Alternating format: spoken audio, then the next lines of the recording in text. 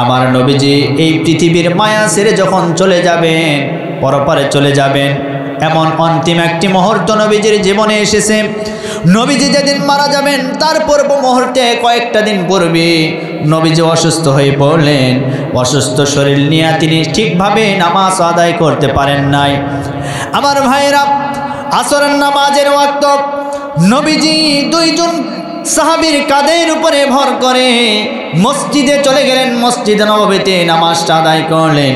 নামাজটা আদায় করার পরে আমার নবীজি আর এশার জামাতে যেতে পারেন নাই।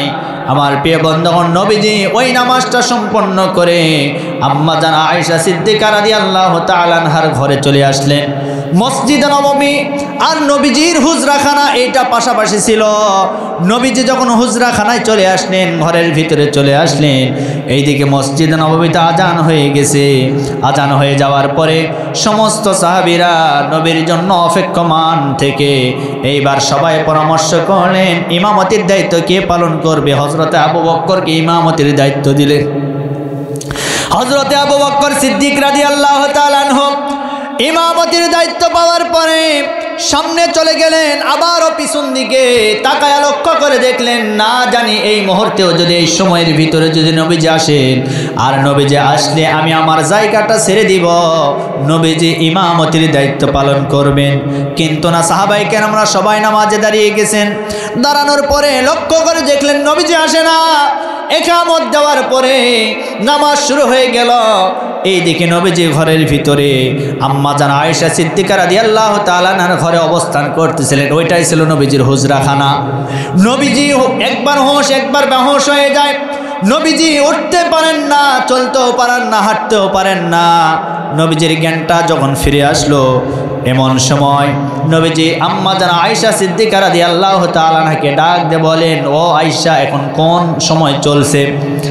আম্মা জান আয়েশা সিদ্দিকা রাদিয়াল্লাহু তাআলা আনহা ডাক দিয়ে বলেন, হুজুর, এখন নামাজের ওয়াক্ত চলছে, নামাজের সময় চলছে।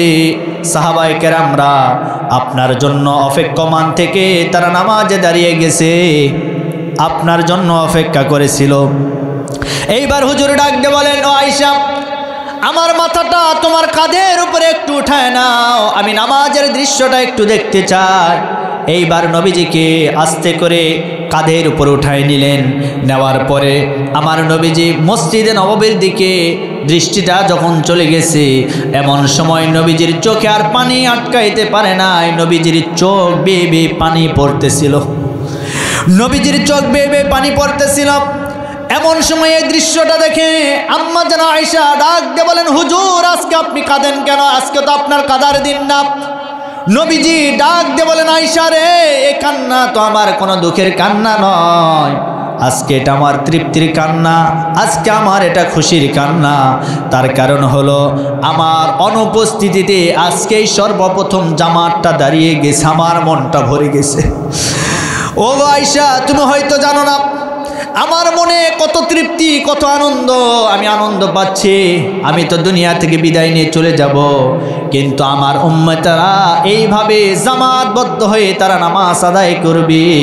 আজকে এই দৃশ্যটা দেখে আমার মনটা বড় ভরে গেছে। রব্বুল আলামিন সুন্দর করে জানাই দিয়েছেন, কুল ইন কুনতুম তুহিব্বুনাল্লাহা ফাত্তাবিউনি ইউহিব্বুকুমুল্লাহু ওয়া ইয়াগফির লাকুম যুনুবাকুম ওয়াল্লাহু গফুরুর রহিম। আল্লাহ বলেন, কুল ইন কুনতুম তুহিব্বুনাল্লাহ, হে নবী, আপনি তাদেরকে জানায় দেন, আপনি তাদেরকে বলুন, তারা আমি আল্লাহর যদি ভালোবাসা পেতে চায়, আমি আল্লাহর যদি মহব্বত তারা পেতে চায়, ফাত্তাবিউনি, তারা যেন আপনি নবী আপনাকে যেন অনুসরণ করে। আর নবী আপনাকে অনুসরণ করলে লাভ কি হবে? ইউহিব্বুকুমুল্লাহ, আমি আল্লাহ তাদেরকে ভালোবাসবো। শুধু ভালোই বাসবো না, ওয়া ইয়াগফির লাকুম যুনুবাকুম, আমি আল্লাহ তাদের জীবনের সমস্ত গুনাহগুলি মাফ করে দিব। আল্লাহু গফুরুর রহিম, আল্লাহর চাইতে বড় ক্ষমাশীল, বড় দয়াবান এই পৃথিবীতে আর কেউ নাই। এটা হলো বাংলা অনুবাদ, সরল অনুবাদ। আসেন একটু ব্যাখ্যার দিকে আমরা যাই। আল্লাহ কি বললেন এখানে? আল্লাহ বললেন আল্লাহকে ভালোবাসতে গেলে রাসূলকে অনুসরণ করতে হবে, রাসূলকে মহব্বত করতে হবে, ভালোবাসতে হবে। কথাকার জোরে বলেন আল্লাহ। এখন আমরা যদি আল্লাহর ভালোবাসা পেতে চাই, আমাদেরকেও রাসূলকে ভালোবাসতে হবে, রাসূলের ইত্তেবা করতে হবে। ঠিক কিনা বলেন? রাসূল যা করেছে আমাদের তাই করতে হবে, রাসূল যা নিষেধ করেছে আমাদের সেগুলা কি করতে হবে? বর্জন করতে হবে। এটার নাম হচ্ছে ইত্তেবা। এটার নাম কি? এটার নাম ইত্তেবা। আমার রাসূল যা করেছেন ওইটাকে আঁকড়িয়ে ধরা, আমার রাসূল যা করেন নাই, যা নিষেধ করেছেন, শুধু করেন নাই বরং নিষেধ করেছেন যে এই কাজ করা যাবে না। যেমন আমাদের সমাজে, আমার প্রিয় বন্ধুগণ, সুদ খাওয়া হালাল না হারাম? জোরে বলেন। সুদ আমাদের সমাজে আছে না নাই?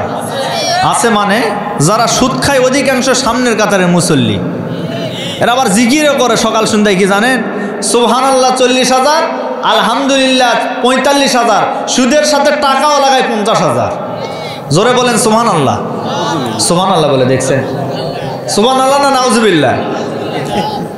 তাহলে রাসূল বললেন যে সুদ খাওয়া যাবে না, সুদ খাওয়া হারাম, কিন্তু আমরা খাচ্ছি। এখন বলেন আমরা রাসূলকে মহব্বত করলাম, রাসূলকে মানলাম? রাসূলকে যদি না মানা হয় আল্লাহর ভালোবাসা পাওয়া যাবে? আপনি দেখবেন যারা অবৈধভাবে ইনকাম করে, অবৈধ, আমাদের এই গ্রাম মহল্লার ভিতরে আপনি লক্ষ্য করে দেখবেন অবৈধ ইনকাম যারা করে, এই চামড়া চক্ষুতে তারা দেখবে তাদের সম্পদ বৃদ্ধি পাবে, কিন্তু আপনি ভিতরে দেখবেন তাদের ভিতরে অশান্তি। তারা কেউ শান্তিতে নেই, সবাই অশান্তিতে।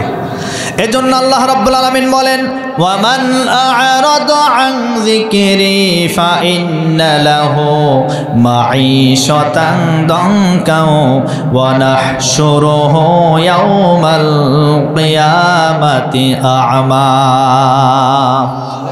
আমার আইন বাদ দিয়ে যারা অবৈধভাবে টাকা পয়সা ইনকাম করবে, অন্যায়ভাবে যারা টাকা পয়সা ইনকাম করবে, তারা শুধুমাত্র দুনিয়াতে টাকা পয়সাগুলি দেখতে পাবে, কিন্তু এই সম্পদগুলি তাদের কোনো উপকারে আসবে না। আর কিয়ামতের ময়দানে আমি রব্বুল আলামিন ওই সমস্ত মানুষগুলিকে অন্ধ করে আমার আদালতে উঠাবো। সুতরাং অবৈধভাবে ইনকাম করা যাবে না। আমার ভাইরা, রাসূলকে মহব্বত করতে হবে, রাসূলের ইত্তেবা করতে হবে। অন্ধভাবে কোনো কিছু মানা যাবে না, একেবারে নিঃস্বার্থভাবে মেনে নিতে হবে। রাসূলকে ভালোবাসতেই হবে, রাসূলকে অনুসরণ করতে হবে। যেমন নবীজির একজন প্রিয় সাহাবী, আমার প্রিয় বন্ধুগণ, আমার রাসূলকে ভালোবাসার নমুনা সাহাবায়ে কেরামরা সবচাইতে বেশি দিয়েছেন। নবীজির একজন প্রিয় সাহাবী, তার নাম ছিল হানজালা রাদিয়াল্লাহু তাআলা আনহু। হানজালা রাদিয়াল্লাহু তাআলা আনহু নতুন বিবাহ করেছে।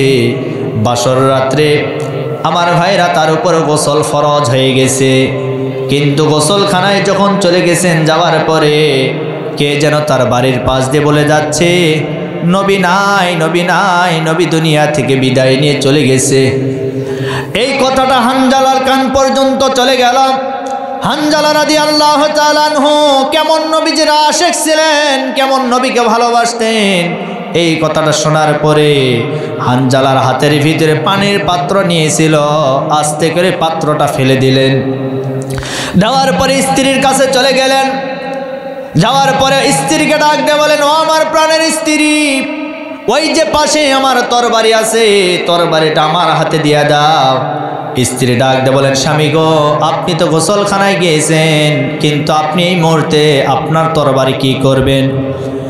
এইবার হানজালা ডাক দিয়ে বলেন, ও আমার প্রাণের স্ত্রী, আমি ওই তরবারি নিয়ে জিহাদের ময়দানে যেতে চাই। তার কারণ কে যেন বলে গেল, আমার নবীজি দুনিয়া থেকে বিদায় নিয়ে চলে গেছে, আর আমি হানজালা বেঁচে থাকবো, এটা হতে পারে না। কারণ আমার নবীকে আমার জীবনের চাইতেও বেশি আমি মহব্বত করি, আমার জীবনের চাইতে বেশি মহব্বত করি। সুতরাং আমার নবী দুনিয়ায় থাকবে না, আমি হানজালা দুনিয়ায় থাকতে চাই না, আমিও জিহাদের ময়দানে যেতে চাই। কাফের বেঈমানদের বিরুদ্ধে আমি লড়াই করতে চাই, যুদ্ধ করতে চাই।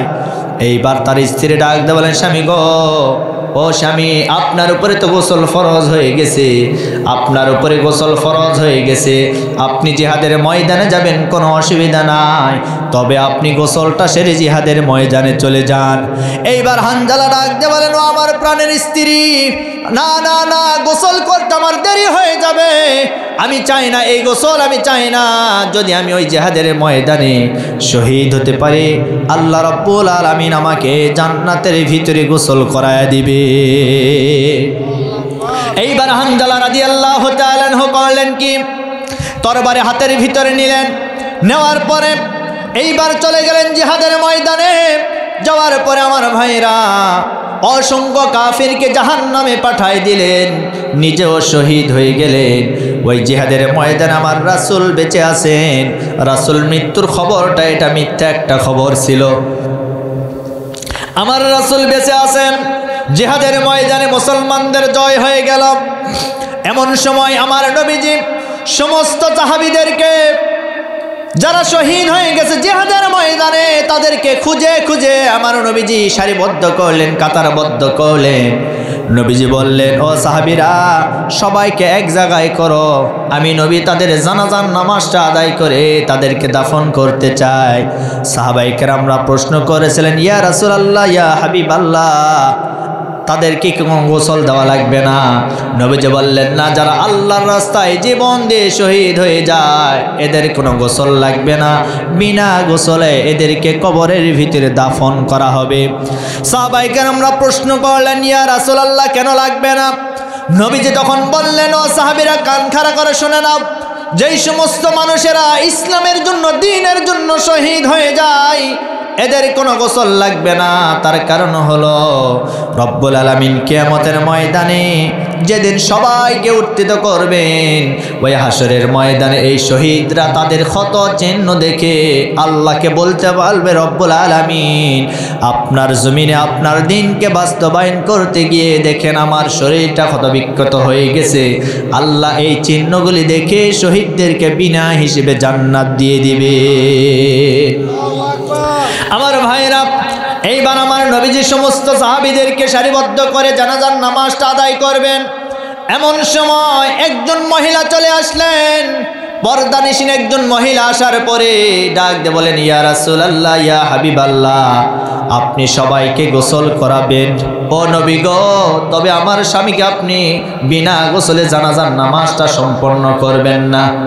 তখন বললেন, ওই মহিলা, তোমার পরিচয় কি? আমি তো তোমাকে চিনি না। তিনি তখন বললেন, আমার পরিচয় হলো আপনার সাহাবী হানজালার স্ত্রী আমি।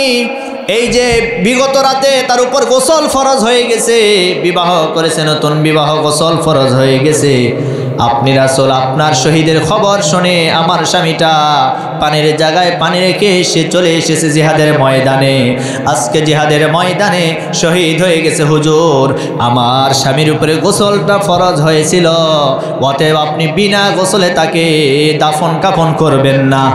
এইবার সাহাবীদেরকে বললেন, ও সাহাবীরা, তোমরা দেখো দেখো আমার হানজালা প্রিয় সাহাবী কোথায়? জিহাদের ময়দানে তোমরা খুঁজতে লাগো। এইবার সাহাবায়ে কেরামরা চতুর্দিকে খুঁজতে খুঁজতে কোথাও হানজালাকে খুঁজে পাওয়া যায় না। এমন সময় আমার প্রিয় বন্ধুগণ সাহাবায়ে কেরামরা বললেন, হুজুর, আমরা তো হানজালাকে কোথাও খুঁজে পেলাম না। এমন সময় কিছুক্ষণ পরে নবীজি লক্ষ্য করে দেখলেন একদল ফেরেশতা হানজালার লাশ নিয়ে আসমান থেকে যেন নামতেছিল। আসমান থেকে যখন লাশ নিয়ে নামলেন, নামার পরে জিবরিল আমিন ফেরেশতা বললেন, ইয়া রাসূলুল্লাহ, ইয়া হাবিবাল্লাহ, আপনার মহব্বতে, আপনাকে ভালোবেসে যে সাহাবী জিহাদের ময়দানে এসেছে, আপনি কেমনে ভাবলেন তাকে দুনিয়াতে আপনি গোসল করায় দিবেন না? বরং আপনার শুধুমাত্র মহব্বতে, আপনাকে ভালোবেসে, আপনাকে অনুসরণ করে এই হানজালা সাহাবী আজকে জিহাদের ময়দানে শহীদ হয়ে গেছে। আল্লাহ রাব্বুল আলামিন এই ভালোবাসাটা এমন গ্রহণ করে নিয়েছে, এই গ্রহণ করার কারণে হানজালার গোসলটা দুনিয়াতে নয়, বরং হানজালার গোসলটা রব্বুল আলামিন তার আসমানে করায়া দিয়েছে। আল্লাহু আকবার। এটা হচ্ছে নবীজির মহব্বত, নবীজির ভালোবাসা। অথচ আজ আমার সমাজের ভিতরে এমন কিছু নাস্তিক আর বেঈমান আছে, আমার রাসূলকে নিয়ে বাজে মন্তব্য করে। কথা বলেন না কেন? এজন্য রাসূলের মহব্বত, রাসূলের ভালোবাসা আমাদের কলিজায় কম না বেশি? জোরে বলেন। আমরা বলতে চাই, আমাদের অন্য কোনো বিষয়ে আপোষ হতে পারে, কিন্তু আমাদের রাসূলের বিষয়ে কোনো আপোষ নাই।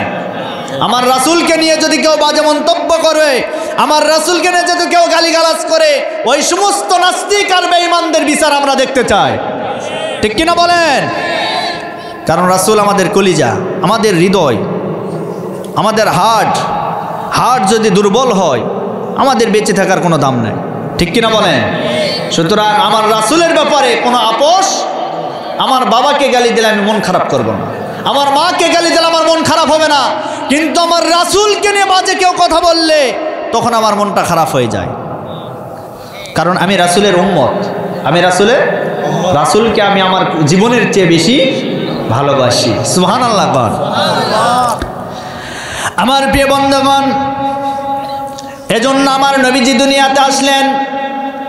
আমার নবীজি এমন সময় এসেছেন যে সময়টাতে আমার ভাইরা, আমার নবীজি আসলেন, তিনি বাবার চেহারা দেখতে পারেন নাই, বাবার চেহারা দেখতে পারেন নাই। 6 মায়ের গর্ভে যখন ছিলেন তখন দুনিয়া থেকে বাবা চলে গেছেন। 6 বৎসর বয়সে মাও দুনিয়া থেকে বিদায় নিয়ে চলে গেছেন। আমার নবীজি একজন এতিম ছিলেন, এজন্য আমার নবীজি এতিমদেরকে সবচেয়ে বেশি ভালোবাসতেন। নবীজির একদিন ঘটনা আমার মনে পড়ে গেল। আমার নবীজি কেমন এতিম ছিলেন একটু লক্ষ্য করে শুনুন। আমার নবীজি একদিন পাহাড়ি অঞ্চলে, পাহাড়ের চূড়ার নিচে খেলা করতেছিল বন্ধু বান্ধবের সাথে। এমন সময় তিনি লক্ষ্য করে দেখলেন সন্ধ্যা নেমে আসবে, সন্ধ্যার পূর্ব মুহূর্তে তিনি লক্ষ্য করে দেখলেন সবার বাবারা এসে সন্তানদের হাত ধরে ধরে সবাই বাড়িতে নিয়ে যায়, কিন্তু আমার নবীজির বাবা নাই দুনিয়াতে।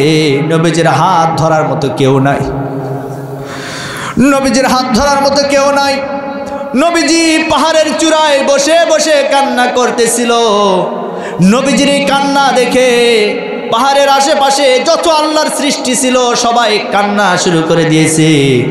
এইদিকে মা আমেনা সহ আরো বাড়ির যারা লোকজন ছিল সবাই খোঁজাখুঁজি শুরু করলেন, কোথায় গেল মা আমেনা? তিনি লক্ষ্য করে দেখলেন আমার কলিজার টুকরা সন্তান কোথায় গেল, আমার কলিজার টুকরা সন্তান কোথায় গেল? খুঁজতে খুঁজতে কোথাও পেলেন না। এমন সময় উম্মে আইমান দাসীকেও খোঁজার জন্য বললেন, দেখো আমার সন্তান কোথায় গেল। লক্ষ্য করে দেখলেন নবীজিকে কোথাও খুঁজে পাওয়া গেল না। নবীজি পাহাড়ের পাদদেশে বসে বসে কান্না করতেছিল, চোখের পানি ফেলতেছিল। এমন সময় ছোট্ট মানুষ তাকে বললেন, এই জায়গায় তুমি কান্না করো কেন? তখন নবীজি ডাক দিয়ে বলেন, আমার কান্না করার কারণ হলো আজকে আমার বাবা দুনিয়াতে বেঁচে নাই, আমার বড় কষ্ট। আজকে যদি আমার বাবা দুনিয়াতে বেঁচে থাকতো, অন্যান্য সন্তানের মতো আমার হাতটাও ধরতো, বাড়িতে নিয়ে যেত। এইবার মা আমেনা ডাক দিয়ে বললেন, ও আমার কলিজার টুকরা সন্তান, আমি বুঝতে পেরেছি, বাবার কথা মনে পড়ে গেছে। ঠিক আছে, সমস্যা নাই, আগামীকাল আমি তোমাকে বাবার কবরটা জিয়ারত করার জন্য নিয়ে যাব। পরের দিন নবীজির মা আমেনা তিনি করলেন কি, নবীজিকে আস্তে করে সাথে নিলেন, উম্মে আইমান দাসীকেও সাথে নিলেন। নেওয়ার পরে 6 বৎসর বয়স। এমন সময় আমার ভাইরা নবীজিকে সাথে করে নিয়ে চলে গেলেন। যাওয়ার পরে মরু প্রান্তরে পাহাড়িয়া অঞ্চল হাঁটতে হাঁটতে চলতে চলতে চলে গেলেন সেই বাবলা বাগানের যে গাছ আছে, বাবলা গাছ আছে, গাছের নিচে আমার ভাইয়েরা নবীজির বাবাকে ওই জায়গায় কবরস্থ করা হয়েছে। যাওয়ার পরে নবীজি এইবার 2 হাত তোলা আল্লাহর কাছে দোয়া করলেন, বাবার কবরটা জিয়ারত করলেন। জিয়ারত করা শেষে এইবার যখন বাড়িতে চলে আসবে, এমন সময় পথিমধ্যে তার মাও অসুস্থ হয়ে পড়লেন, জমিনে পড়ে গেলেন। জমিনে পড়ার পরে মা উঠতে পারে না, বসতেও পারে না, হাঁটতেও পারে না। এমন সময় তার মা আমিনা দুনিয়া থেকে বিদায় নিয়ে চলে গেল। নবীজি আমার জনমের মতো ইতিম হয়ে গেলেন। আমার নবীজির বাবা নাই, মাও নাই। এতিম একজন মানুষ, কেউ নাই। এইবার উম্মে আয়মান দাসী নবীজির হাতটা ধরলেন, ধরার পরে বাড়িতে নিয়ে গেলেন। আমার ভাইয়েরা, নবীজির ওই দিনের কান্না দেখে বনের বাঘ, বনের পশু, এমনকি সবাই, গাছপালা, তরুলতা সবাই কান্না করেছে, চোখের পানি ফেলেছে। তার কারণ হলো এই পৃথিবীর শ্রেষ্ঠ মহামানুষ, শ্রেষ্ঠ মহামানব, আজকে সেই মানুষটা ইতিম হয়ে গেছে। তাকে আজকে সঙ্গ দেওয়ার মতো কেউ নাই, তার বাবাও নাই, তার মাও নাই। আমার ভাইরা বাড়িতে চলে গেলেন। অনেক লম্বা ঘটনা। নবীজির আপন চাচা আবু তালিব নবীজির দায়িত্ব গ্রহণ করলেন। নবীজির দাদা আব্দুল মুত্তালিব সেও দায়িত্ব গ্রহণ করলেন। নবীজির দাদা আব্দুল মুত্তালিব তার নিজের জীবনের চাইতেও বেশি তার নাতিকে সবচেয়ে বেশি ভালোবেসেছেন। নিজের চাচা আবু তালিব তার কলিজার টুকরা সন্তান আলীর চাইতেও আমার নবীজিকে সবচেয়ে বেশি ভালোবেসেছেন। নিজের কলিজার টুকরা সন্তান নিজের জীবনের চাইতেও বেশি ভালোবাসা দিয়েছেন আবু তালিব। এই জন্য আবু তালিব একজন কাফের হওয়ার পরেও নবীজি ঘোষণা করে দিয়েছেন, আল্লাহ রাব্বুল আলামিন বলেন, কিয়ামতের ময়দানে সমস্ত কাফের আর বেঈমানদেরকে জাহান্নামের ভিতরে ফেলে দেওয়া হবে। শুধুমাত্র একমাত্র আবু তালিবকে জাহান্নামের এক জোড়া আগুনের জুতা পরিয়ে দেওয়া হবে। শুধুমাত্র নবীজিকে ভালোবাসার কারণে, মহব্বত করার কারণে। সুবহানাল্লাহ কোন? তিনি কিন্তু মুসলমান না, তিনি একজন কাফের। কাফের হওয়ার পরেও শুধু আমার নবীকে মহব্বত করার কারণে, ভালোবাসার কারণে আগুনের এক জোড়া স্যান্ডেল আবু তালেবের পায়ের নিচে পরিয়ে দেওয়া হবে। কিতাবের ভিতরে এসেছে এক জোড়া স্যান্ডেলের এত তেজ হবে, এত আগুনের তাপ হবে, পায়ে দিবে স্যান্ডেল, তার কলিজা পর্যন্ত পুড়ে ছাই হয়ে যাবে। কলিজা পুড়ে ছাই হয়ে যাবে। এ যদি হয় অবস্থা, যারা জাহান্নামে যাবে তাদের কি অবস্থা? আমরা কেউ বাঁচতে পারবো না। জাহান্নামের আগুন বড় ভয়াবহ আগুন। আজকে জাহান্নামকে আমরা ভুলে গেছি। আমরা মনে করতেছি খাই দাই ফুর্তি করি, এই দুনিয়াদারি, এই সব কিছু আমার মনে হয় আপন। কিচ্ছু না রে ভাই, কিচ্ছু না। আজকে আপনি মারা যান, সব কিছু পরে থাকবে, কেউ আপনার পাশে থাকবে না। আপনার প্রাণপ্রিয় তোমার স্ত্রী, যে আপনাকে মনে করেন আপনার জীবনের চেয়ে বেশি মহব্বত করে, আজকে মারা গেলে সেও আপনাকে ভুলে যাবে। আপনার আত্মীয় স্বজন, আপনার নিকটাত্মীয়, বন্ধু বান্ধব, যে বন্ধু বান্ধবের জন্য আপনি জীবন দিয়েছেন, আপনি কি করেন না, সব করেছেন, কিন্তু আজ মারা যান, ওই বন্ধু আপনার পাশে থাকবে না। আপনি একাই অন্ধকার কবরে চলে যাবেন। এই জন্য কবর বড় ভয়ঙ্কর জায়গা। এই জন্য সাবধানে চলাফেরা করেন। আজ দুনিয়াতে আছেন বাহাদুরি, টাকার গরম, ক্ষমতার গরম, কিচ্ছু থাকবে না। মাটির সাথে সব মিশে যাবে, একাকার হয়ে যাবে। আমার প্রিয় বন্ধুগণ, নবীজি ধীরে ধীরে, অনেক লম্বা ঘটনা, নবীজিকে আবু তালিব ভালোবাসা দিলেন, এরপরে আমার প্রিয় বন্ধু আব্দুল মুত্তালিব ভালোবাসা দিলেন। কিন্তু নবীজির আপন চাচা আবু লাহাব নবীকে চিনল না। ঠিক কিনা বলেন? আবু লাহাব কিন্তু নবীজির আপন চাচা। আবু লাহাব, আবু তালিব, আমির হামজা, এগুলি কিন্তু নবীজির আপন চাচা। আর আবু জেহেল, আমরা বলি আবু জেহেল মনে হয় নবীর চাচা। হ্যাঁ, চাচা তো চাচা মানে বংশীয় চাচা। আমাদের বংশীয় চাচা আছে না? তো এইরকম আবু জেহেল হচ্ছে বংশীয় চাচা, আপন চাচা না। আপন চাচা হচ্ছে আবু তালিব। আবু লাহাব, সে আবু লাহাব আমার নবীকে চিনল না, পাথর ছুঁড়ে মারলো। আহা, সাফা পাহাড়ে। কোথায়? যারা মক্কা মদিনায় গিয়েছেন, হজ করেছেন, সাফা পাহাড়, সাফা মারওয়া এখনো কিন্তু আছে। মনে হয় কিয়ামত পর্যন্ত থাকবে। যারা হাজী সাহেব, যারা হজ করতে গেছেন, আমার কাছে এসে গল্প করে, হুজুর আমরা সাফা পাহাড়ে যখন যাই, যাওয়ার পরে আমরা লক্ষ্য করে দেখি, আমরা এখনো অনুভব করি, মনে হয় নবীজির রক্ত এখনো ওই পাহাড়ে আটকে আছে। এমন পাথর দিয়েছে নবীজির কপালে, কপাল ফেটে ফিনকি দিয়ে রক্ত বের হয়েছিল সাফা পাহাড়ে। নবীজিকে চিনে না আবু লাহাব। তার চাচি উম্মে জামিলা, সেও কিন্তু আমার নবীকে সবচেয়ে বেশি দুশ্মনী করেছে, গালি দিয়েছিল যে আব্দুল্লাহর ছেলে মোহাম্মদ লেস কাটা। নাউজুবিল্লাহ কোন? লেস কাটা, এরপরে মৃত্যু, জাদুকর, আরো কত গালি। আল্লাহ নিজেই তার চাচির এই প্রতিবাদে উত্তর দিয়েছেন। কি দিয়েছেন? আল্লাহ রাব্বুল আলামিন বলেন, তাব্বাত ইয়াদা আবি লাহাবিন ওয়া তাব মা আগনা আনহু মালুহু ওয়া মা কাসাব সায়াসলা নারান যাতা লাহাবিন ওয়া ইমরাতু হাম্মালাতাল হাতাব ফি জিদিহা হাবলুম মিন মাসাদ। আল্লাহ রাব্বুল আলামিন বলেন তাব্বাত ইয়াদা আবি লাহাবিন ওয়া তাব, ধ্বংস হোক আবু লাহাবের দুই হাত। মা আগনা আনহু মালুহু ওয়া মা কাসাব, এবং তার ধন সম্পদ কোনো কিছু কাজে আসবে। সায়াসলা নারান যাতা লাহাবিন ওয়া ইমরাতুহু, অচিরে তাকে লেলিহান শিখা দিয়ে তাকে গ্রাও করা হবে, পাকড়াও করা হবে। হাম্মালাতুল হাতব, শুধু সে নয় তার স্ত্রী সহ, উম্মে জামিল। তাহলে তার অপরাধ কি? অপরাধ কি বলেন? অপরাধ হলো একটাই, নবীজির নামে মিথ্যা কথা বলতো, চুগলখড়ি করত। ফি জিদিহা হাবলুম মিন মাসাদ,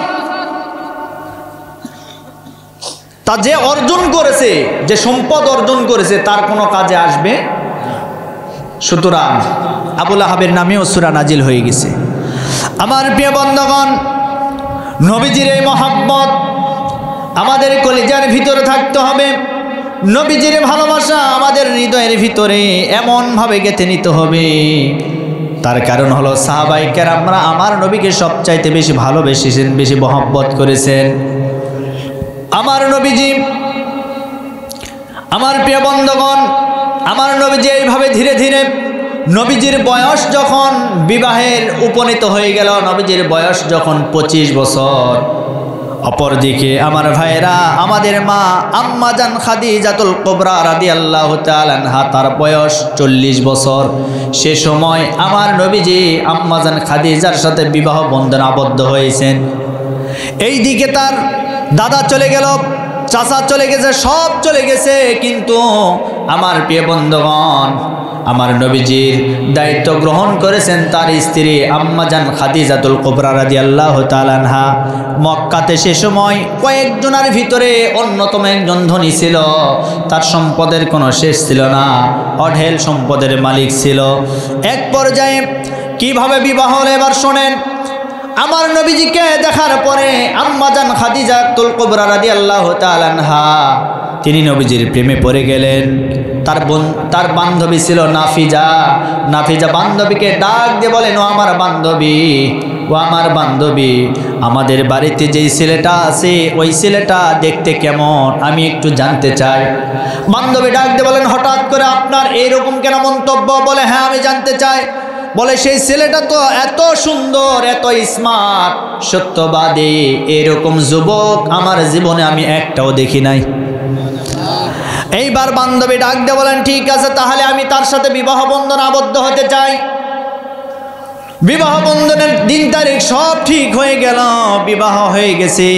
মক্কার কাফের বেঈমানেরা এইবার সবাই বলা বলি শুরু করলো যে খাদিজা আব্দুল্লাহর এতিম পোলারে বিয়ে করে ঠকে গেছে। এইরকম এতিম পোলারে যার সম্পদ নাই, সম্পত্তি নাই, কিছুই নাই, সেই ছেলেটাকে কেমনে বিবাহ করলেন? এই কথাটা খাদিজার কান পর্যন্ত চলে আসলো। এক পর্যায়ে খাদিজাতুল কুবরা রাদিয়াল্লাহু তাআলা আনহা তিনি চিন্তা করলেন, না, আমি এইভাবে তাদের জবাব দিতে পারবো না, বরং আমি সবাইকে আমার বাড়িতে আহ্বান করব, ডাকবো, দাওয়াত দিব, তাদেরকে এক পেট খাওয়ায়া আমি তাদেরকে জবাবটা দিয়ে দিব। এইবার সবার মক্কার বড় বড় বিশিষ্ট ব্যবসায়ী, মক্কার যত বড় কাফের বেঈমানের ছিল সবাইকে তিনি ডাকলেন। ডাকার পরে বললেন, ঠিক আছে, তোমরা আমার বাড়িতে এসেছো, খাবারটা তোমরা গ্রহণ করো, তোমাদের সাথে আমার কিছু কথা আছে, কথাটা আমি সারতে চাই, হিসাব নিকাশটা আজকে ক্লিয়ার করতে চাই। কাফের বেঈমান যারা ছিল সবার সামনে বড় বড় নেতা যারা ছিল সবার সামনে প্লেট দিয়েছে, খাবার দিয়েছে। খাবারের পূর্ব মুহূর্তে খাদিজাতুল কুবরা রাদিয়াল্লাহু তাআলা আনহা ডাক দিয়ে বলেন, ও মক্কার বিশিষ্ট জনেরা, তোমরা নাকি চতুর্দিকে আমার নামে এমন কথা ছড়িয়ে দিচ্ছ, আমি নাকি আব্দুল্লাহর এতিম পোলারে বিবাহ করে আমি নাকি ঠকে গেছি। আমি নাকি ঠকে গেছি না, বরং আব্দুল্লাহর এতিম পোলারে বিবাহ করে এই মুহূর্তে আমি জিতে গেছি।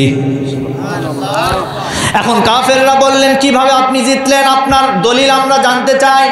বললেন, আমার এক নাম্বার দলিল হলো, এবার শোনো তোমরা, এক নাম্বার দলিল হলো, তোমরা দেখো তো আমার বয়স বেশি না আমার স্বামী মোহাম্মদের বয়সটা বেশি। তোমরা লক্ষ্য করে দেখো, সবাই এক বাক্যে বললেন, আপনার বয়স তো 40 বছর আর আপনার স্বামীর বয়স কেবল 25 বছর। বলে তার মানে বোঝা গেল বয়সের তুলনায় আমি আমার স্বামীর চাইতে বেশি। এরপরেও আমি আমার স্বামীকে অল্প বয়সে বিবাহ করেছি, আমি ঠকি নাই, আমি বড় জিতে গেছি। বয়সের দিকে আমি জিতে গেছি। 2 নাম্বার প্রশ্ন হলো, এইবার ও বিশিষ্ট জনেরা, এবার আমার দিকে তাকাও, আমার চেহারা আর আমার স্বামীর চেহারা, কার চেহারা বেশি সুন্দর? আল্লাহু আকবার। সবাই যখন তাকায় দেখলো না খাদিজার চাইতে নবীজির চেহারা সুন্দর তো হবে। এই পৃথিবীর সর্বশ্রেষ্ঠ মহামানব, এই পৃথিবীর জমিনে সব চাইতে বেশি সুন্দর আমার আপনার রাসূলকে রব্বুল আলামিন দান করে দিয়েছে। রাসূলের চেহারা এত সুন্দর, রাসূলের চেহারা থেকে শুধুমাত্র নূরের ঝলকানি ছড়ে। আল্লাহু আকবার। সাহাবায়ে কেরামরা 3 দিন 4 দিন পর্যন্ত না খেয়ে থাকতো আমার রাসূলের দরবারে এসে আমার রাসূলের চেহারার দিকে একটা বার যদি তাকায় দেখতো, শুধুমাত্র একটা বার দেখার কারণে ওই 3 দিনের না খাওয়া শরীরটা তাদের শক্তিশালী হয়ে যেত। এত সুন্দর চেহারা ছিল।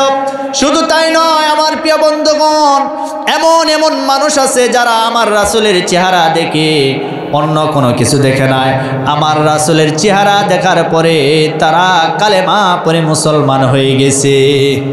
আম্মা জান আয়েশা সিদ্দিকা রাদিয়াল্লাহু তাআলা আনহা বর্ণনা করেন, আমার নবীজির চেহারা এত সুন্দর ছিল, আমি একদিন সন্ধ্যাবেলা আমার ঘরের ভিতরে আমি খাতা সেলাই করতেছিলাম, এমন সময় আমি লক্ষ্য করে দেখলাম আমার স্বামী মুহাম্মদ সাল্লাল্লাহু আলাইহি ওয়াসাল্লাম আমার ঘরে তাশরিফ আনলেন।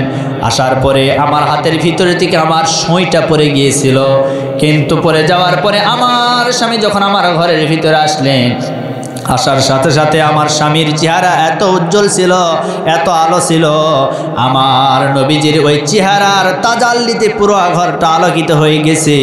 আমার হারানো সইটা আমি সহজেই খুঁজে পেয়ে গেলাম। সম্মানিত ভাইরা আমার, আম্মা জান খাদিজাতুল কুবরা রাদিয়াল্লাহু তাআলা আনহা বললেন, ও মক্কার বিশিষ্ট জনেরা, তোমরা লক্ষ্য করে দেখো কার চেহারা বেশি সুন্দর। এইবার সবাই বললেন, আমরা লক্ষ্য করে দেখলাম আপনার চাইতে আব্দুল্লাহর এতিম পোলা মুহাম্মদ পড়েন সাল্লাল্লাহু আলাইহি ওয়াসাল্লাম, তার চেহারায় আমরা বেশি সুন্দর দেখতে পাচ্ছি। এইবার সবাই উত্তর দিয়ে বললেন, সব কিছু আমরা বুঝতে পারলাম, আপনার চাইতে আপনার স্বামীর সব আছে, সব দিক ভালো আছে, কিন্তু একটা দিকে আমরা দুর্বলতা খুঁজে পাচ্ছি। সেই দুর্বলতা হলো আপনার চাইতে আপনার স্বামীর তো কিছুই নাই, টাকা নাই, পয়সা নাই, গাড়ি নাই, বাড়ি নাই, কোনো কিছুই আমরা দেখতে পাচ্ছি না। এইবার আম্মা জান খাদিজাতুল কুবরা রাদিয়াল্লাহু তাআলা আনহা ডাক দিয়ে বললেন, এটাই যদি তোমাদের সমস্যা হয় তাহলে তোমরা আজকে এই মজলিসে সাক্ষী থাকো, আমি তোমাদেরকে সাক্ষী রেখে এই মুহূর্তে আমার যত সম্পদ আছে, স্থাবর অস্থাবর সমস্ত সম্পত্তি আমার স্বামীর নামে আমি দলিল করে দিলাম। এইবার সবাইকে বললেন, ও বিশিষ্ট জনেরা, তোমরা লক্ষ্য করে দেখো তো এই মুহূর্তে সবচাইতে বড় ধনী কে? আমি তো এই মুহূর্তে ফকির হয়ে গেলাম। বললেন, যেহেতু আপনার স্বামীকে আপনি সব কিছু লিখে দিয়েছেন, তার মানে এই মুহূর্তে আপনার চাইতে আপনার স্বামীর মর্যাদা বেশি হয়ে গেছে। নবীজির দাম কম না বেশি? জোরে বলেন। এমন একজন নবী আমরা পেয়েছি, সুবহানাল্লাহ কোন। সম্মানিত ভাইরা আমার, অনেক লম্বা ঘটনা। নবীজি এইভাবে চলতে চলতে এক পর্যায়ে যখন নবুয়াত পেলেন, নবুয়াত পাওয়ার পরে দ্বীনের প্রচার করলেন। আমরা সবাই কম বেশি সব ঘটনা জানি। এইবার সর্বশেষ আমি আপনাদেরকে বলতে চাই, আমরা কেমন নবীজির আশিক আর সাহাবায়ে কেরামরা কেমন নবীর আশিক ছিলেন। এইবার লক্ষ্য করে শুনুন, আমার নবীজি এই পৃথিবীর মায়া ছেড়ে যখন চলে যাবেন, পরপারে চলে যাবেন, এমন অন্তিম একটি মুহূর্ত নবীজির জীবনে এসেছে। নবীজি যেদিন মারা যাবেন তার পূর্ব মুহূর্তে কয়েকটা দিন পূর্বে নবীজি অসুস্থ হয়ে পড়লেন। অসুস্থ শরীর নিয়ে তিনি ঠিকভাবে নামাজ আদায় করতে পারেন নাই। আমার ভাইয়েরা, আসরের নামাজের ওয়াক্ত নবীজি দুইজন সাহাবীর কাঁধের উপরে ভর করে মসজিদে চলে গেলেন। মসজিদে নববীতে নামাজটা আদায় করলেন। নামাজটা আদায় করার পরে আমার নবীজি আর এশার জামাতে যেতে পারেন নাই। আমার প্রিয় বন্ধুগণ, নবীজি ওই নামাজটা সম্পন্ন করে আম্মা জান আয়েশা সিদ্দিকা রাদিয়াল্লাহু তাআলা আনহার ঘরে চলে আসলেন। মসজিদে নববী আর নবীজির হুজরাখানা এইটা পাশাপাশি ছিল। নবীজি যখন হুজরাখানায় চলে আসলেন, ঘরের ভিতরে চলে আসলেন, এইদিকে মসজিদে নববীতে আজান হয়ে গেছে। আজান হয়ে যাওয়ার পরে সমস্ত সাহাবীরা নবীর জন্য অপেক্ষমান থেকে এইবার সবাই পরামর্শ করলেন ইমামতির দায়িত্ব কে পালন করবে। হযরতে আবু বকরকে ইমামতির দায়িত্ব দিলেন। হযরতে আবু বকর সিদ্দিক রাদিয়াল্লাহু তাআলা আনহু ইমামতির দায়িত্ব পাওয়ার পরে সামনে চলে গেলেন। আবারও পিছন দিকে তাকায়া লক্ষ্য করে দেখলেন, না জানি এই মুহূর্তেও যদি এই সময়ের ভিতরে যদি নবীজি আসেন, আর নবীজি আসলে আমি আমার জায়গাটা ছেড়ে দিব, নবীজি ইমামতির দায়িত্ব পালন করবেন। কিন্তু না, সাহাবায়ে কেরামরা সবাই নামাজে দাঁড়িয়ে গেছেন। দাঁড়ানোর পরে লক্ষ্য করে দেখলেন নবীজি আসে না। ইকামত দেওয়ার পরে নামাজ শুরু হয়ে গেল। এইদিকে নবীজি ঘরের ভিতরে আম্মা জান আয়েশা সিদ্দিকা রাদিয়াল্লাহু তাআলা আনহার ঘরে অবস্থান করতেছিলেন। ওইটাই ছিল নবীজির হুজরাখানা। নবীজি একবার হোশ একবার বেહોশ হয়ে যায়। নবীজি উঠতে পারেন না, চলতেও পারেন না, হাঁটতেও পারেন না। নবীজির জ্ঞানটা যখন ফিরে আসলো, এমন সময় নবীজি আম্মা জান আয়েশা সিদ্দিকা রাদিয়াল্লাহু তাআলা আনহাকে ডাক দিয়ে বলেন, ও আয়েশা, এখন কোন সময় চলছে? আম্মা জান আয়েশা সিদ্দিকা রাদিয়াল্লাহু তাআলা আনহা ডাক দিয়ে বলেন, হুজুর, এখন নামাজের ওয়াক্ত চলছে, নামাজের সময় চলছে। সাহাবায়ে কেরামরা আপনার জন্য অপেক্ষমান থেকে তারা নামাজে দাঁড়িয়ে গেছে, আপনার জন্য অপেক্ষা করেছিল। এইবার হুজুর ডাক দিয়ে বলেন, ও আয়েশা, আমার মাথাটা তোমার কাঁধের উপরে একটু উঠায় নাও, আমি নামাজের দৃশ্যটা একটু দেখতে চাই। এইবার নবীজিকে আস্তে করে কাঁধের উপর উঠায় নিলেন। নেওয়ার পরে আমার নবীজি মসজিদে নববীর দিকে দৃষ্টিটা যখন চলে গেছে, এমন সময় নবীজির চোখে আর পানি আটকাইতে পারে নাই। নবীজির চোখ বেয়ে বেয়ে পানি পড়তেছিল। নবীজির চোখ বেয়ে বেয়ে পানি পড়তেছিল। এমন সময় এই দৃশ্যটা দেখে আম্মা জান আয়েশা ডাক দিয়ে বলেন, হুজুর, আজকে আপনি কাঁদেন কেন? আজকে তো আপনার কাঁদার দিন না। নবীজি ডাক দিয়ে বলেন, আয়েশা রে, এই কান্না তো আমার কোনো দুঃখের কান্না নয়, আজকে এটা আমার তৃপ্তির কান্না, আজকে আমার এটা খুশির কান্না। তার কারণ হলো আমার অনুপস্থিতিতে আজকেই সর্বপ্রথম জামাতটা দাঁড়িয়ে গেছে, আমার মনটা ভরে গেছে। ও আয়েশা, তুমি হয়তো জানো না আমার মনে কত তৃপ্তি, কত আনন্দ, আমি আনন্দ পাচ্ছি। আমি তো দুনিয়া থেকে বিদায় নিয়ে চলে যাব, কিন্তু আমার উম্মতেরা এইভাবে জামাতবদ্ধ হয়ে তারা নামাজ আদায় করবে। আজকে এই দৃশ্যটা দেখে আমার মনটা বড় ভরে গেছে। এইবার আমার ভাইরা, নবীজি আরো বলেন, ও আয়েশা, তুমি হয়তো জানো না এই নামাজ কায়েম করতে গিয়ে আমি কত মার খেয়েছি, আমি কত নির্যাতিত হয়েছি, আমি কত আঘাতপ্রাপ্ত হয়েছি।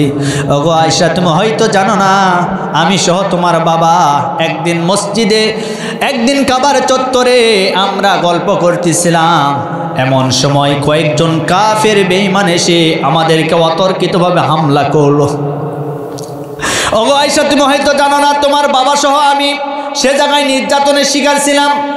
কাফের বেঈমানেরা এসে আবু বকরকে ধরলেন। আমার নবীজিকে দিয়ে একটা মারার পরে আমার নবীজিকে কিছুই বললেন না।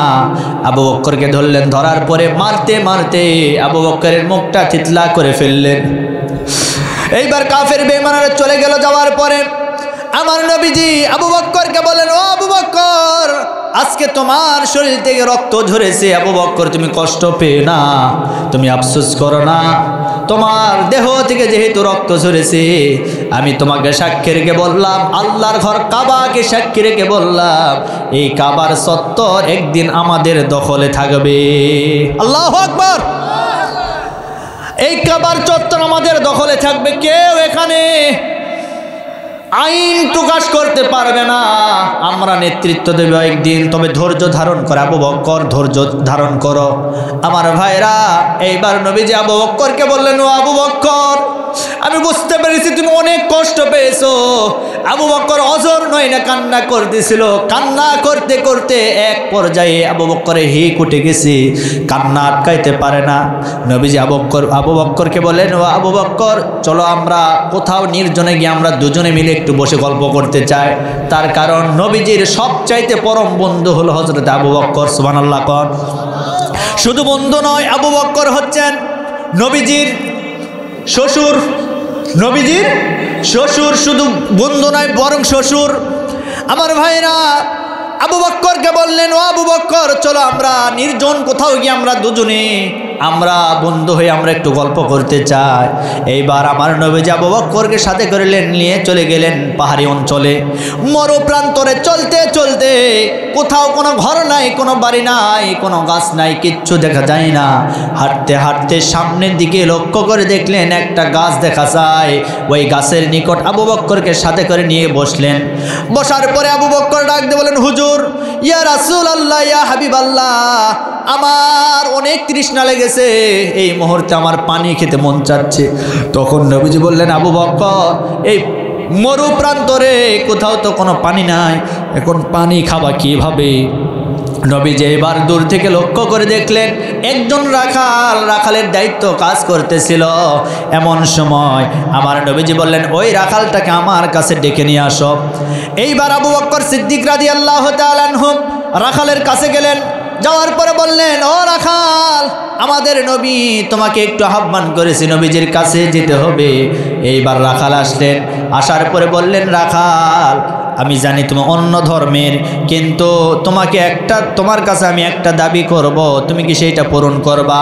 এইবার বললেন, ও পথিক, আপনারা এই মরুপ্রান্তরে কে? আপনাদেরকে আমি চিনি না, তবে কি এমন দাবি করবেন যদি আমার সাধ্যের ভিতরে থেকে আমি পূরণ করার চেষ্টা করব। এইবার নবীজি ডাক দিয়ে বললেন, ও রাখাল, আমি তোমার কাছে একটা ছাগি চাই, যেই ছাগির কাছ থেকে আমি একটু দুধটা দহন করতে চাই। সুবহানাল্লাহ কোন। আমার প্রিয় বন্ধুগণ, এইবার রাখাল ডাক দিয়ে বললেন, আপনি কি? আপনাকে চিনি না, তবে ওই যে বিশাল বড় ছাগলের পাল দেখতে পাচ্ছেন, ওইটার মালিক তো আমি না, ওইটার একজন মালিক আছে। আর আমার মালিককে না বলে আমি তো আপনাকে কোনো ছাগি দিতে পারবো না। নবীজি ডাক দিয়ে বলেন, ও রাখাল, আমি তোমার কাছে এমন একটা ছাগি চাই, যেই ছাগি এখনো গর্ভবতী হয় নাই, যেই ছাগি এখনো বাচ্চা প্রসব করে নাই, যেই ছাগির উলানে এখনো দুধ আসে না, এমন একটা বাচ্চা ছাগি তোমার কাছে আমি চাই। তখন রাখাল ডাক দিয়ে বললেন, ও পথিক, আপনার মাথা কি খারাপ হয়ে গেছে নাকি? যেই ছাগিটা বাচ্চা প্রসব করে নাই, যেই ছাগির উলানে দুধ আসে নাই, তার কাছ থেকে আপনি কিভাবে দুধ আশা করেন? আমার তো মাথায় বুঝে আসে না। আচ্ছা বলেন তো, আমার নবীজি এটা পারবে কি পারবে না? সবাই বলেন, নবীজির হাতের বরকত আছে না নাই? এইবার রাখালকে বললেন, রাখাল, আমি তোমাকে যা বলি সেইটা করো, যা একটা ছাগি নিয়ে আসো। পালের ভিতরে থেকে ছোট্ট একটা ছাগি, ছোট্ট একটা বাচ্চা, ছাগলের বাচ্চা নিয়ে আসলেন। নিয়ে আসার পরে নবীজির হাতে দিলেন। দেওয়ার পরে বললেন, ও পথিক, নেন, এই যে আপনার ছাগি, আপনি কি করবেন আমি একটু দেখতে চাই। এইবার আমার নবীজি ছাগিটা হাতের ভিতরে নেওয়ার পরে ছাগির সাথে গল্প করলেন, ও ছাগি, আমি জানি তোমার এখনো বাচ্চা হয় নাই, তোমার উলানে এখনো দুধ আসে নাই, কিন্তু আমার বন্ধু আবু বকরের তৃষ্ণা লেগেছে, আমি তার তৃষ্ণাটা একটু মিটাইতে চাই। আল্লাহু আকবার। এইবার এই ছাগিকে কথা বলার পরে নবীজির হাতটা বের করার পরে ওই ছাগির ভিতরে, ছাগির উলানের ভিতরে হাত দিলেন। আমার নবীজির হাতের এমন বরকত ছিল, এই হাতটা দেওয়ার সাথে সাথে যে ওলানে দুধ ছিল না, রব্বুল আলামিন নবীজির হাতের বরকতে ওলানে দুধ দ্বারা পরিপূর্ণ করে দিয়েছে। দুধ ভরে গেছে। এমন সময় রাখালকে বললেন, ও রাখাল, আমি তোমার কাছে একটা পেয়ালা চাই। এইবার রাখাল পেয়ালা দিলেন। দেওয়ার পরে ওই সাগের কাছ থেকে নবীজি দুধটা দহন করলেন।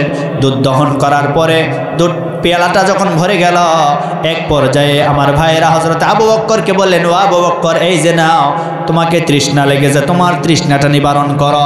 আবু বকর সিদ্দিক রাদিয়াল্লাহু তাআলা আনহু ওই পেয়ালা হাতের ভিতরে নেওয়ার পরে এইবার বিসমিল্লাহ বলে যখন পান করা শুরু করলেন, পান করতে করতে এক পর্যায়ে তার পেট ভরে গেছে, বুক ভরে গেছে, কিন্তু পেয়ালা থেকে একটা ফোঁটা দুধও কমে যায় না। এমন সময় ওই পেয়ালা দুধ পান করার পরে নবীজির হাতে দিলেন। দেওয়ার পরে বললেন, হুজুর নেন, পেয়ালাটা নেন। নবীজি হাতের ভিতরে নেওয়ার পরে আবু বকরকে বললেন, আবু বকর, পেয়ালা থেকে দুধ কি কমে গেছে নাকি? তখন আবু বকর বললেন, হুজুর, খোদার কসম করে বলছি, আপনি যেভাবে পেয়ালা দিয়েছেন ওইভাবে আমি দেখতে পাচ্ছি ওই পেয়ালা থেকে একটা ফোঁটা দুধ তো এখনো কমে যায় না। এইবার রাখালকে বললেন, ও রাখাল, এই মরু প্রান্তরে অনেক কষ্ট করো, এই যে নাও পেয়ালা, একটু দুধ পান করো। তবে দুধ পান করার আগে আমি তোমাকে একটা দোয়া শিখাই দেই, দোয়াটা তুমি পাঠ করো। সেই দোয়াটা হলো, কোনো কিছু শুরু করার আগে বিসমিল্লাহ পড়তে হয়। বিসমিল্লাহ বলে দোয়াটা পড়ো, তুমি দুধটা পান করো। এবার রাখাল বিসমিল্লাহ বলে দুধটা পান করলেন। পান করতে করতে রাখালের পেট ভরে গেছে, বুকটা ভরে গেছে, কিন্তু পেয়ালা থেকে একটা ফোঁটা দুধও কমে যায় না। নবীজি বললেন, ও রাখাল, এই পেয়ালা থেকে দুধ কমে যাবে না যতক্ষণ পর্যন্ত আমার কুদরতি ঠোঁট ওই পেয়ালায় না স্পর্শ করবে। নবীজি এবার পেয়ালা নিলেন, নেওয়ার পরে দুধ পান করলেন। পেয়ালার দুধ শেষ হয়ে গেল। আমার ভাইরা, এজন্য আমার নবীজি আম্মা জানা আয়েশা সিদ্দিকা রাদিয়াল্লাহু তাআলা আনহাকে বলছেন, ও আয়েশা, হয়তো জানো না এই নামাজ কায়েম করতে গিয়ে কত মার খেয়েছি, অথচ আজ আমরা নবীর উম্মত বলে দাবি করি, আমরা নামাজ পড়ি না। কথা বলেন, আপনাদেরকে মন খারাপ হয়ে গেল? নামাজ পড়ার দরকার আছে না নাই? কয় ওয়াক্ত? জোরে বলেন।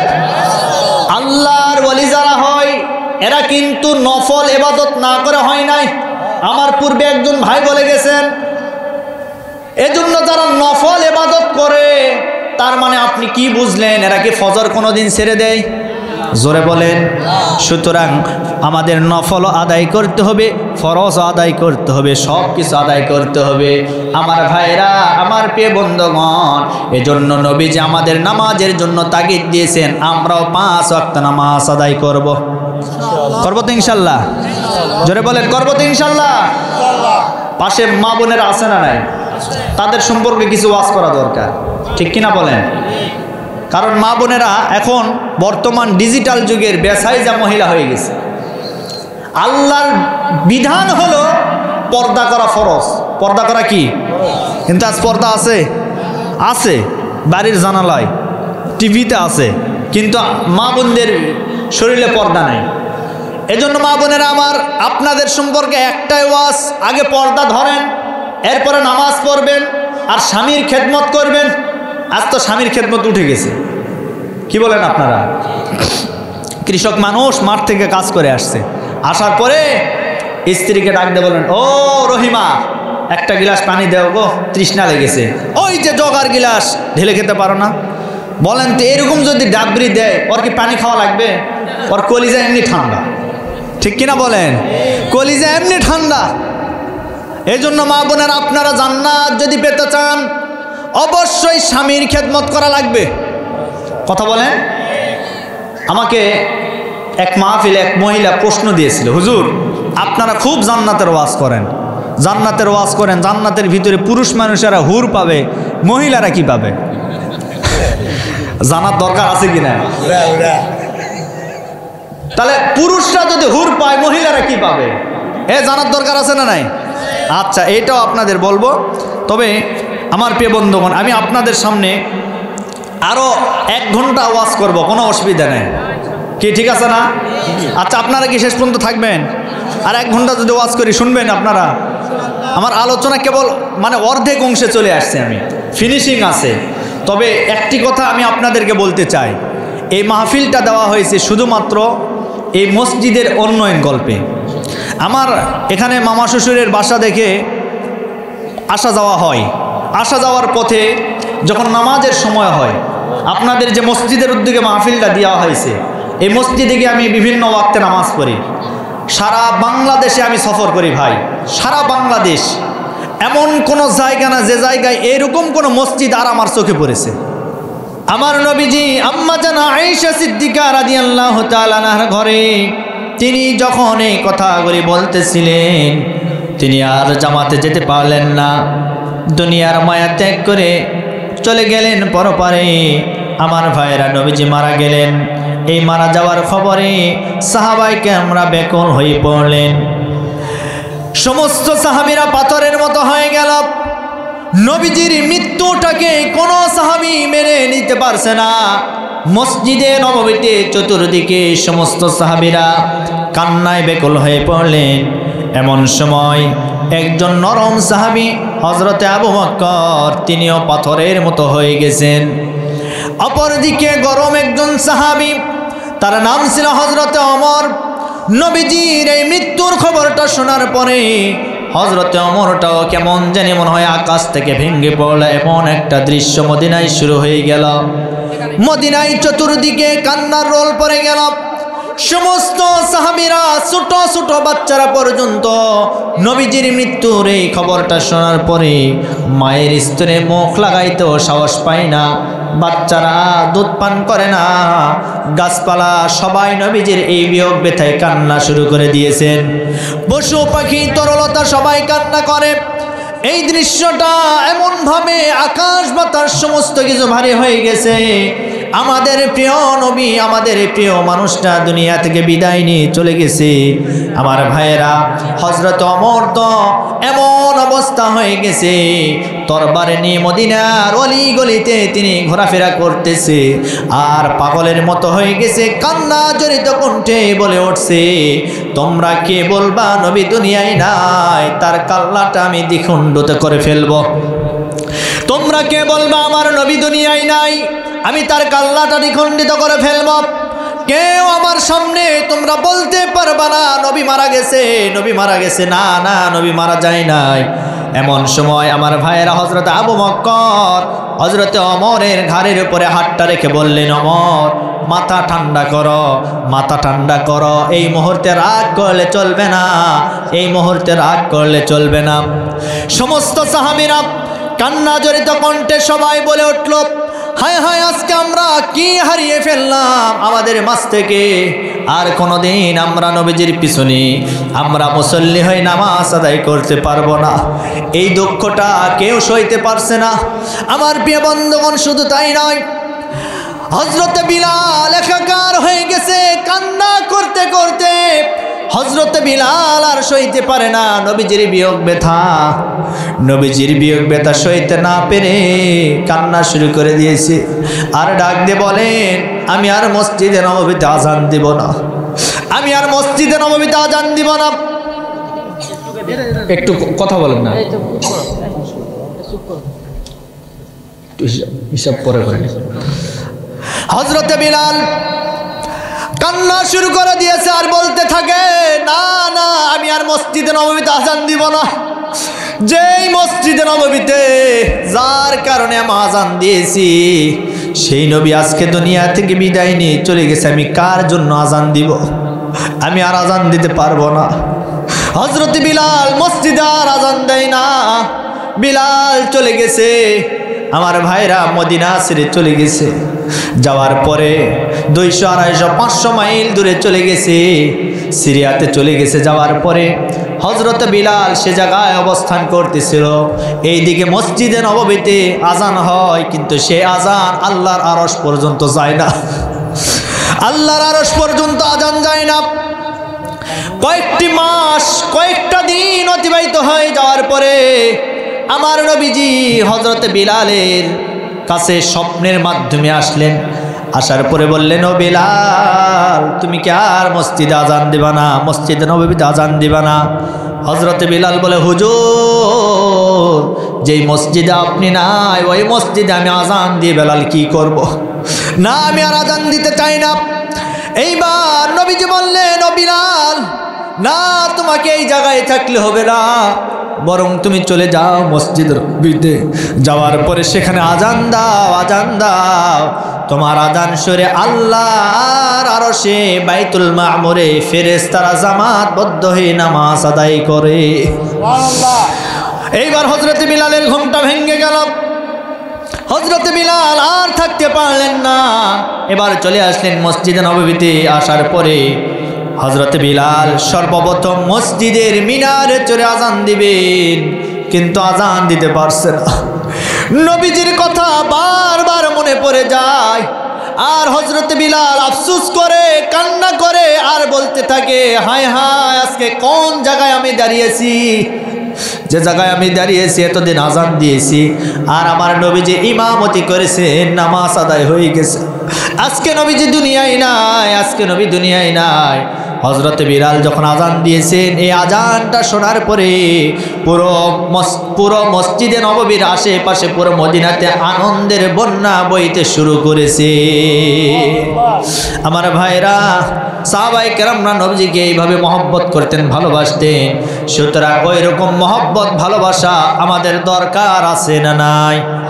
জোরে বলেন। আমরা ভালোবাসবো, নবীজিকে মহব্বত করব, নবীজির মহব্বত নিয়ে যতদিন বেঁচে থাকবো আমরা দুনিয়াতে আমল করতে চাই। আল্লাহ যেন কবুল করেন, বলে আল্লাহুম্মা আমিন।